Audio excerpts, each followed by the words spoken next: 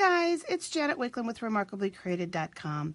In today's One Take Wonder video, I want to talk to you about using big background stamps. And I'm going to do that by sharing with you a sneak peek of the beautiful buffalo check background stamp that can be found in the 2018 holiday catalog. This holiday catalog debuts to the public on September 5th, but there are two ways that you can get product early.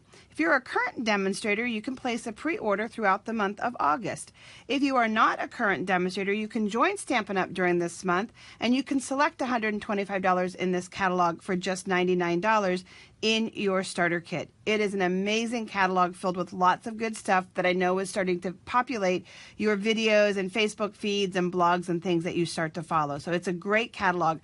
If you are not interested in any of those options and you simply would love to shop as a customer and you do not have a demonstrator that you work with, I would love to be your demonstrator, sending you a complimentary catalog of this one and or the annual catalog, adding you to my mailing list and helping you to meet your crafting needs. So reach out to me using any of the links in the description below. So now let's talk about these big background stamps. There's a couple of ways that you can be working with them. One that people were asking about was why I was not using the Stampin' Up! Stamp Positioner, and that is definitely something that you can do. When I made my samples the other day, one of the reasons why I chose not to use this is I was changing colors every 2 cards, and I didn't want to constantly be washing the stamp. And let's take it out of its box here for just a minute. And I don't add my labels to my stamps. I know some of you do, but it's just my habit and my routine. But let's just place that on here. And so what I was doing, let me move this magnet off to the side. What I was doing, and I did a little extra tip here. You're noticing this grid paper. The big sheets of grid paper you're going to see from me in a minute, and then you can kind of see underneath here. I have cut down into 7.5 by 7 inch squares, and I have a big stack of that paper, and it gives me grid lines, and it sits right down inside of this, and it protects the mat and all of that kind of stuff. So that's that grid paper, in case you're wondering where it came from. Another great use of that grid paper. You end up with 2 stacks of 100 pieces of paper, so that's 200 for 1 piece. And yeah, there's a little bit left over, but it's worth cutting and it's worth dealing with the scraps. So anyway, back to this. What was happening was I was, inking this up and inking my paper. I'm changing it every 2 times. So I didn't want to be, working with the ink on here. I have a sink in my craft room. It was just easier for me to constantly rinse this large stamp at the sink. So it was the fact that I was changing colors so often that I chose not to work with this. Again, in the samples I'm going to make for you here on live on the video, I'm choosing not to use the Stamparatus for another reason. I want to hit the entire card. And depending on how you use your magnet, it doesn't really necessarily hold it. You need to move your magnet in a little bit to really get more of a secure hold. And I want to cover the whole thing.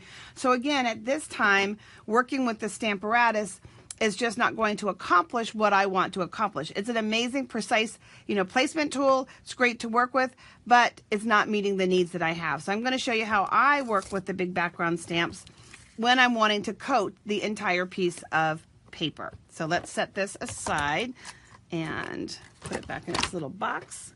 So instead what I do is you have your large block that the stamp fits on, and you're just going to go ahead and put it on your block. I leave it rubber side up because it's a very large stamp, and as a woman my hands are small and it's kind of hard for me to pounce all over the ink pad, and I want to ensure that I get nice clear coverage.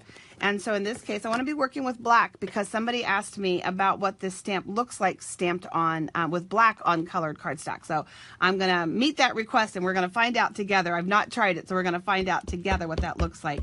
So what you're going to do is you just want to make sure that you completely cover your stamp, getting a nice coating on it of the ink. And I'm going to continue to leave it rubber side up because I want to hit it. Somebody asked about how to, get it straight. And I happen to have a piece of pumpkin pie here. We've got black. And you're going to just go ahead and lay that down on. Just kind of eyeball it. Trust your eyeballs. And now I'm going to take this piece of 11 by 17 grid paper and I'm going to fold it over. And I'm going to just give it a good rub. What this does is it allows me to put some really good pressure into all of the corners, center any of those places, and it keeps my hands clean. This 11 by 17 grid paper is amazing. I use it for so many things. Some of you may have just seen my recent video that I did called Stamping Band, and I used the grid marks to line this up. This is indispensable paper, guys, and it is sold in the annual catalog. So just give it a good rub, and then you're gonna pick it up, and voila, you've got one fun card. So just for contrast, just for fun, this is black on orange, and then this is black on pumpkin pie, and then this was pumpkin pie ink on cardstock. So look at that. It does look great, doesn't it? I have a few other colors, so while we have this out, let's try something. Because one of the tips that I shared yesterday was part of my creative process. When I get new stamps and new goodies from Stampin' Up, a lot of times I don't set out to make a finished product or project straight from the box. A lot of times I want to play, I want to see what they look like, you know, just kind of be inspired. And every now and then I might have an idea that I know exactly what I'm going to make with that, but not always. And so a lot of times I'll just die cut 10, 15 of the images. I'll just randomly stamp the images in different colors on either white or vanilla or a neutral just to kind of get a feel. Or in this case, I made about 30 or 40 backgrounds. Look how pretty that is. This is our, I want to say it's our smoky slate. Yeah, this is our smoky slate. Isn't that beautiful? So let's keep going. We'll make a few more here. And then, you know, I'm inspired. When I look at the colors, I'll go, oh, that's going to be baby, you know, or, you know, this could still be Halloween, you know, so something then starts to talk to me. And I'm inspired, and I'm inspired to create and to be original. So now this is our beautiful new granite cardstock. Really, really pretty. But you can see also how I can do this. I've taught my customers and my team members how to do this as well. And it keeps their hands clean. It's great in our classes, our demonstrator events. And you don't need a new sheet every single time.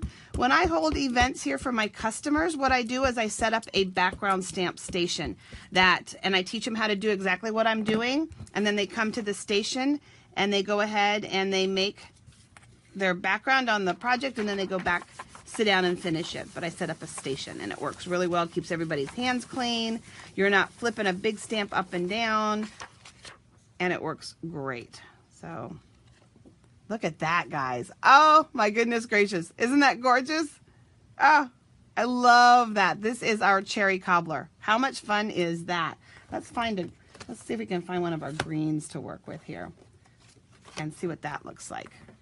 A well ink pad also makes a difference. So you want to make sure that when you're purchasing your ink pads, you always purchase a re-inker. It always seems like your pads go dry when you really need them to be the most inked. And you don't want to have to pay $66.95 minimum shipping on a small ink refill. So always get in the habit of purchasing that refill when you buy your ink pad, because especially on these big background stamps and on images that have that, you know, kind of more of a solid line images, you can kind of work with a pad that might be a little drier. But when you've got these solid little images and stuff, now look at that. Oh, now we're getting into some of those tartan plaids. Where's my Irish friends? And then even that for Christmas. Oh my God, I'm so glad that somebody asked. And I wish I remembered the name. And if it was you that asked about, oh, what about black on, you know, red cardstock? Oh, thank you for asking. This is what's so much fun about being demonstrators, is that we share and we encourage each other. So thank you very much. So we'll do two more here, because I'm sure you guys are going, okay, we get it. And then I'm going to show you some of the colors on white and what it looked like. So let's get this one here.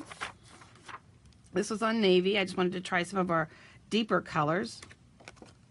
So there you go again. Not as much of a contrast. And there was one other that I really wanted to try. Let's see here.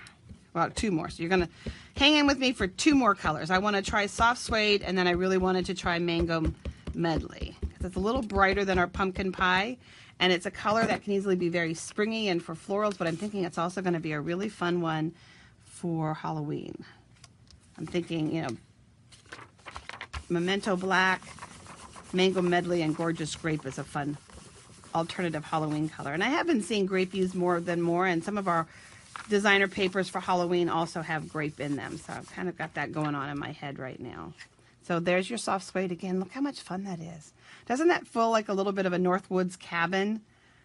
So, okay, let's find that mango real quick. And this will be our last one.